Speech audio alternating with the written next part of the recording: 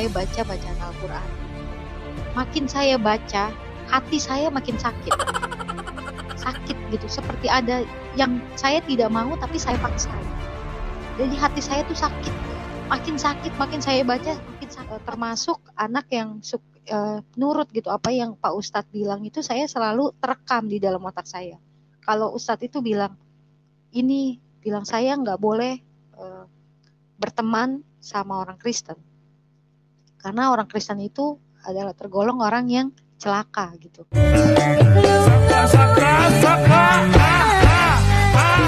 Kalau ada orang Kristen yang mengucapkan salam, Assalamualaikum, kita jawabnya itu nggak boleh waalaikumsalam, tapi waalaikumsalam. Jadi artinya tuh kecelakaan bagi kita. Waduh, ini orang cantik-cantik teroris. Kamu.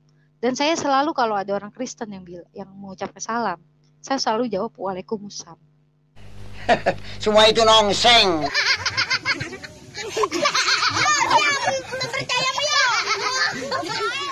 Malam itu saya dimimpikan dibacakan Injil Matius, saya ingat. Tapi saya tidak ingat ayat berapa karena saya nggak tahu Injil itu bunyinya seperti apa, saya nggak tahu.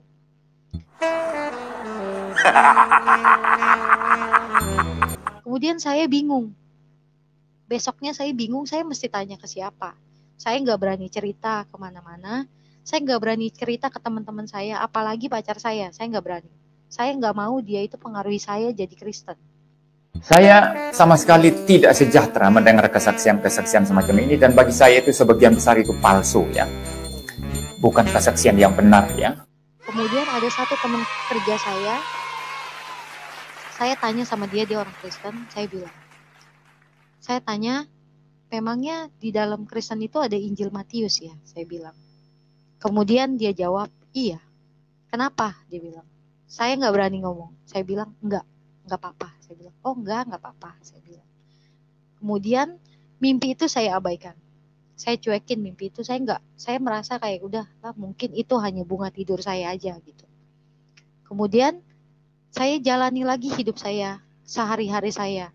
Saya masih sholat, saya masih tadarus Quran, saya masih ngebaca Al-Quran gitu. Pembohong kamu itu, ya, penipu kamu itu. Kemudian lama dari situ saya mimpi yang kedua. Di dalam mimpi saya kali ini saya dibacakan Injil Lukas. Saya ingat Injil Lukas, tapi saya tidak tahu ayatnya bunyinya seperti apa. Kemudian besok harinya saya tanya lagi sama teman saya. Di dalam Kristen ada Injil Lukas ya? Kemudian dia bilang, ada. Dia bilang, oh kenapa? Dari kemarin kamu tanyain Injil terus sama saya. Saya bilang nggak apa-apa. Saya nggak mau bilang kalau saya mimpi. Saya nggak mau dipengaruhi oleh Kristen. Setelah mimpi itu saya cuekin lagi. Saya abaikan lagi mimpi itu. Saya lupakan mimpi itu. Kemudian saya jalani lagi hidup saya sehari-hari lagi, seperti saya sholat, saya tadarus Quran seperti biasa. Itu namanya gila dan bego, saudara-saudara. Kemudian mimpi yang ketiga datang. Dalam mimpi ini beda lagi. Dalam mimpi itu saya ulang tahun, dan ulang tahun saya diberkati sama pastor. Saya beri nama Bu Bego. Di dalam mimpi itu.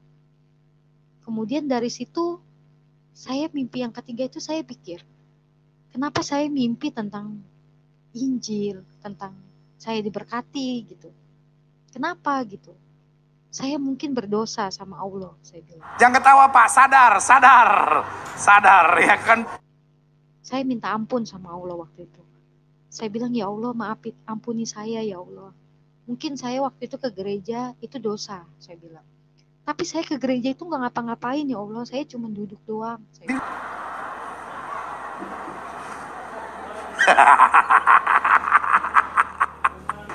Dan saya nggak mau masuk gereja lagi, saya janji. Kemudian tiba waktunya sholat maghrib. Saya ingat waktu itu sholat maghrib. Saya wudhu, setelah wudhu saya sholat. Begitu sholat, di tengah-tengah sholat, tiba-tiba saya nggak ingat lagi bacaannya. Itu namanya gila dan bego, saudara-saudara. Saya bilang nggak mungkin saya ngelupa. Karena setiap hari saya sholat 5 kali. 5 waktu saya sholat.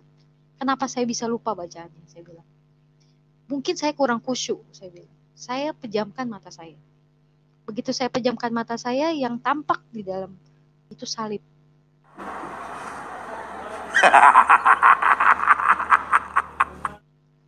Kemudian saya bilang, astagfirullahaladzim, saya bilang begitu.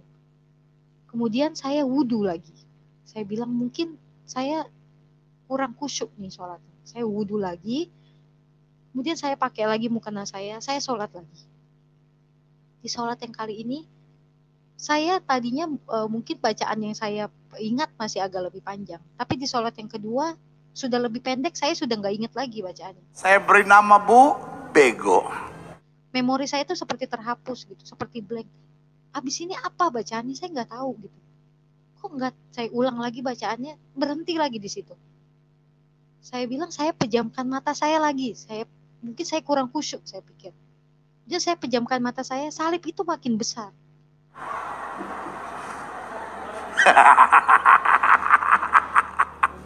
Beda dari yang tadi di depan, jadi kayak seperti mendekat sama saya. Saya buka lagi mata saya, kemudian saya wudhu lagi. Wudhu yang ketiga. Jadi wudhu, kemudian saya pakai lagi mukena saya. Begitu saya baca lagi, bacaan sholat, bacaannya lebih pendek lagi yang saya ingat. Setelah itu, nggak ada lagi. Memori saya seperti terhapus, seperti blank, nggak tahu lagi. Semua itu nongseng kalau kata orang Belanda, ya nggak?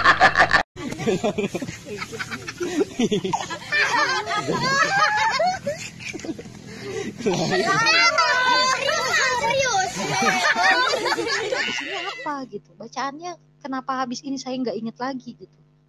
Kemudian saya pejamkan mata saya, salib itu makin banyak dan makin dekat, makin besar, makin dekat. Saya udah langsung buka mata saya. Saya bilang, saya minta ampun ya Allah. Saya bilang. Itu namanya gila dan bego, saudara-saudara.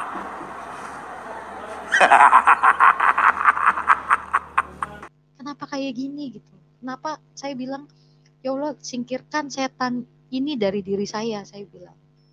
Benar kata Ustadz gitu dalam hati saya.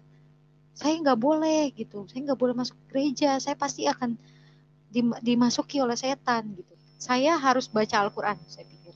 Saya lupakan sholat saya karena percuma, saya udah nggak ingat lagi bacaannya.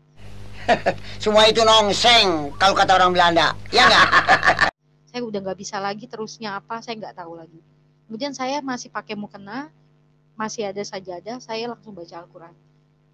Dalam hati saya berpikir bahwa pasti setan itu takut sama Al-Quran. Karena kata Ustadz saya, setan itu takut sama Al-Quran.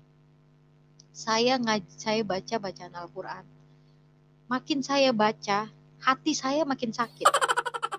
Sakit gitu, seperti ada yang saya tidak mau tapi saya paksa gitu. Jadi hati saya tuh sakit. Makin sakit, makin saya baca, makin sakit, makin sakit, makin sakit, makin sakit. Innal ladzina amanu wa amilus solihati anna lahum jannatin tajri min tahtihal anhar. Kullama ruziqu minha min thamaratir rizqan qalu hadzal ladzi ruziqna min qabl wa utu bihi mutasyabiha wa lahum fiha azwajun mutahharatun wa hum fiha khalidun. Kamu lihat apa? Lihat apa? Api. Hah? Api. Ya karena kamu kafir makanya. Api, mau bakar kamu ya apinya ya?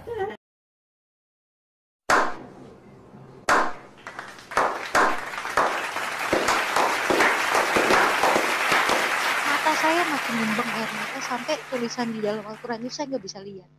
Ketutup semua sama air mata. Saya bilang, saya kenapa gitu? Kenapa saya baca Quran saya nggak bisa karena hati saya sakit gitu. Api, ya karena kamu kafir makanya. Api, mau bakar kamu ya apinya ya? Makin saya baca, saya makin hati saya nggak terima gitu. Saya nggak boleh baca gitu kayaknya, seolah-olah seperti itu.